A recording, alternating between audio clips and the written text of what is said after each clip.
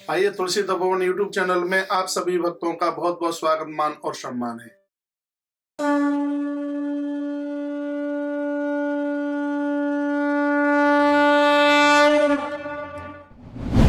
नारद जी चले गए, वहां से कृष्ण से मिलने को आए, चले गए।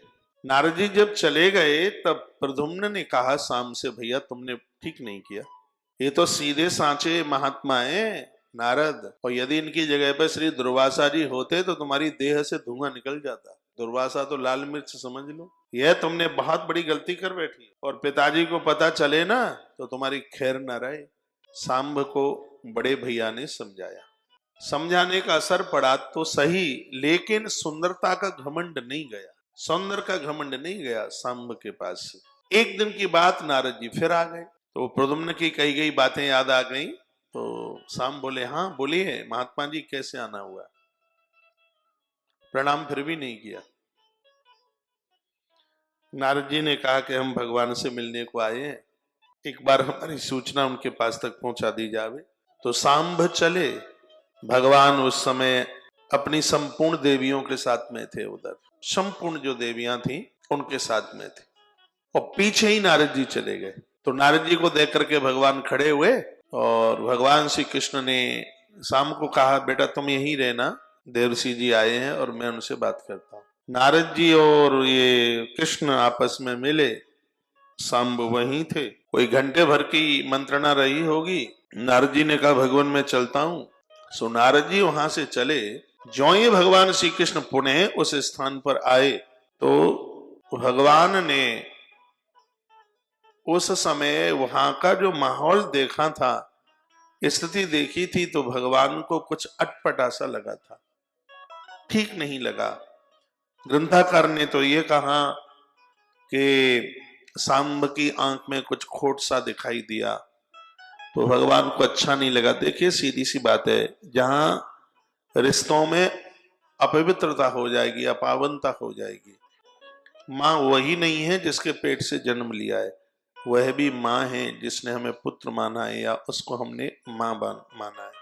तो भगवान को ऐसा कुछ लगा और शीघ्र ही श्राप दे दिया, और यह कहा कि सांब तुम्हें अपने सौंदर्य का इतना बड़ा घमंड, इतना बड़ा अभिमान, और तुम अपनी जमीन से फिसल गए हो, और तुम इसके लायक हो नहीं, इस सौंदर्य के लायक, तुम्हें घमंड है इस बात का, तो हम तुम्हें श्राप देते हैं, तुम्हारे शरीर में चोटी से लेकर तलवे तक पूरे शरीर में कुष्ठ रोग हो जाए। यह भगवान श्री कृष्ण ने देखते देखते श्राप दे दिया। तो जैसे ही भगवान श्री कृष्ण ने ऐसा कहा, तो उसी समय वो तो पूरा देह के ऊपर कुष्ठ हो गया। कुष्ठ हो गया तो बदबू आने लगी शरीर में से, पानी टपक रहा था देह में से। ये स्थिति हो गई, हाहाकार मच गई, पूरी द्वारका दौड़ करके आई, और हो क्या गया, क्या हुआ क्या हुआ, हाहाकार मचा हुआ था। सांब की मां जामवंती छाती पीट पीट करके रो रही थी। रुक्मिणी ने भी कहा, भगवान ये आपने क्या कर दिया, और इतना बड़ा दंड, यह तो ठीक नहीं था। उधर गिड़गिड़ावे सांब, प्रद्युम्न रोए और कहें, पिताजी ये क्या कर दिया, ये ठीक नहीं था।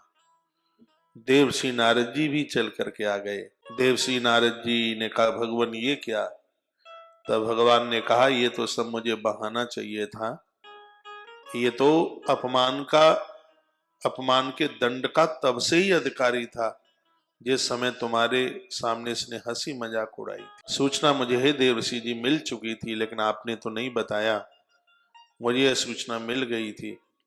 तब देवर्षि नारद जी ने कहा, भगवान इसको क्षमा कर दो, साधु तो बड़े कृपालु होते हैं, साधुन हो तो जगत में जर जातो संसार, तो भगवान इसको क्षमा कर दीजिएगा। तब भगवान ने कहा, देवर्षि जी अब आप बोलते हैं तो इसके उपचार का तो बस एक ही उपाय है, यह भगवान सूर्य की साधना करे, सूर्य भगवान की आराधना करे, तो भगवान सूर्य देव ही इसको ठीक कर सकते हैं।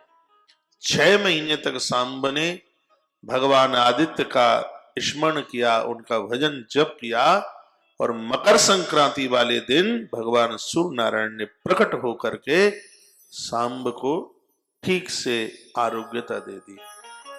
एक नहीं, ऐसे अनेकानेक प्रमाण भगवान भास्कर के मिलते हैं, जो कुष्ठ रोग ही नहीं, जीवन का कोई भी रोग हो, भगवान भास्कर उसको जड़ से खत्म कर देते हैं। सांब बहुत रोए, सांब पुराण में कथा है, बहुत सांब रोए। भगवान ने यह भी वरदान दिया था, बेटा मेरे और तेरे बीच की जो कथा है लोग सुनेंगे सुनाएंगे, उसको सांब पुराण के नाम से जाना जाएगा।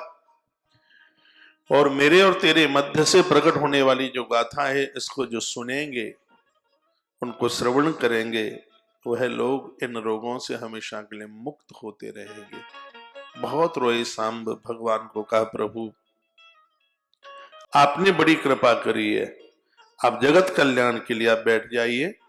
बताते हैं कि काशी की पावन धरा पर भगवान सांब आदित्य के नाम से वहां पर विराजित हैं। तो ऐसी कथा, अदिति के पुत्र होने की वजह से उनको आदित्य कहा गया। सांबा आदित्य सदारव्य सर्व व्याधि हरो रवि।